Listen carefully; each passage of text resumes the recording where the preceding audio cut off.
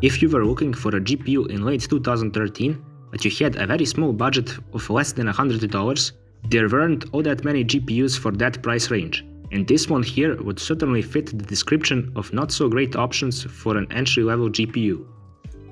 The R7 240 was released in quite a lot of variants, with 1GB or 2GB, or even 4, GDDR5, 3 or DDR3. Basically, you could find that with any sort of VRAM configuration. But the best ones, of course, were the GDDR5 models, the fastest out of all of them, and the 4GB DDR3 model being the worst. Although seemingly being a good deal for someone who would think that the amount of VRAM must indicate far better performance, but believe me, you won't have a good time with this one. As for this model which I am featuring here, it's from Saphire and comes with 1GB of GDDR5 VRAM, so the second best variant of the card. The GPU is based on AMD's first GCN architecture, so therefore it still receives the driver updates. And another great thing to mention is the small power consumption of only 30 watts, so you don't need to worry about the PSU. As for the other specs, well, they don't seem to be anything spectacular.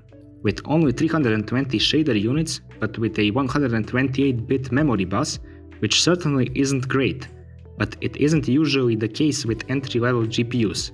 So can the modern drivers, unusual memory bus and modern API support save this little GPU in some of the most modern games? Well, there is only one way to find that out.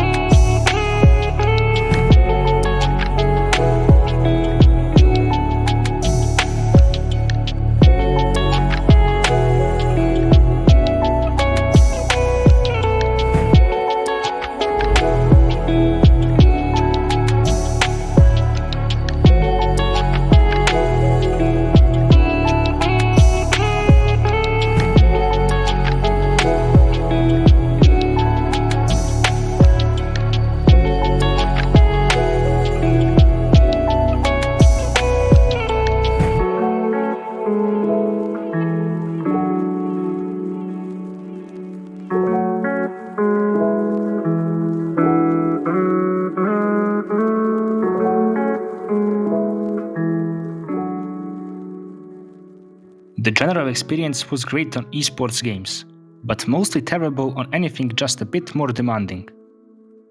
Personally, I wouldn't really recommend this card to anyone if you want to play any seriously demanding games, as this card was never really considered a gaming GPU, not even on its release, and certainly not 7 years later. Of course, it isn't completely useless, as I could see someone use it as a display adapter for something like photo editing or esports gaming. So here you have a small verdict from me, from all the positive and negative sides of the GPU, and I hope I will see you in my next GPU review, hopefully something a bit more powerful.